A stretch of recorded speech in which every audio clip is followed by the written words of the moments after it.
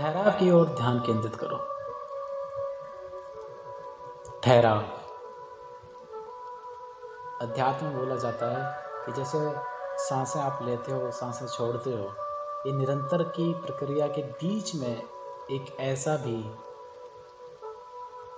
स्थान है जब सांसें छोड़ने में और सांसें लेने के बीच में जो ठहराव है उस पर ध्यान केंद्रित किया जाता है। ये निरंतरता आपके जीवन में भी भरी पड़ी है, आपकी सोच में भरी पड़ी है। सोच नहीं ठहरती, तो उस ठहराव की ओर ध्यान केंद्रित करने के लिए बोला गया है। हमारे अध्यात्म में चातुर्मास की भी प्रक्रिया बताई गई है। एक ऐसा समय पूरे वर्ष में जहाँ 4 माह तक संत समाज को या सामान्य मनुष्य को भी ये बोला गया है कि वो कहीं जाए ना, किसी एकांत में रहकर ध्यान साधना करें। ऐसा क्यों है? क्यों ठहराव की ओर ध्यान केंद्रित किया गया है? क्यों पूरे साल में से 8 महीने विचरण और 4 महीने ठहराव की ओर ध्यान केंद्रित किया गया है? इसको नज़रअंदाज नहीं करना चाहिए। आज के ज़माने में 12 महीने हमें केवल चलने के लिए प्रेरित किया जाता है। 8 घंटे की ड्यूटी, यहाँ से वहाँ भाग दौड़, कभी ठहराव पर ध्यान ही केंद्रित नहीं है। और इतनी निरंतरता के साथ यदि तुम सोच से भागोगे, शारीरिक से भागोगे, तो एग्जॉस्ट तो हो गई।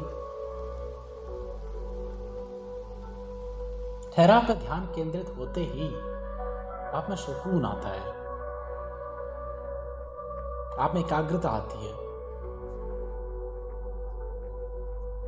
दुनिया भर का इतना विचरण स्थिति में रहते हुए, इतना मानसिक विचरण, शारीरिक विचरण होते हुए आप बिल्कुल ही खो जाओगे।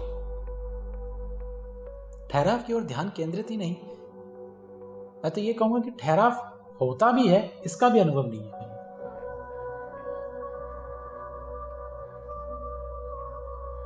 हम सभी को उस ठहराव की ओर भी ध्यान केंद्रित करना है। ठहराव को महसूस करना है, अपने शरीर में ठहराव लाना है।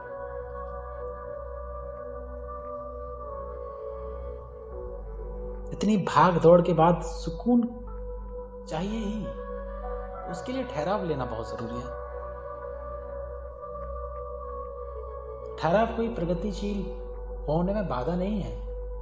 ठहराव तो उस एनर्जी रिजर्वेशन की एक तरीका है कि जिससे जब तुम दोबारा उठो तो एक्सपोनेंशियल ग्रोथ करे।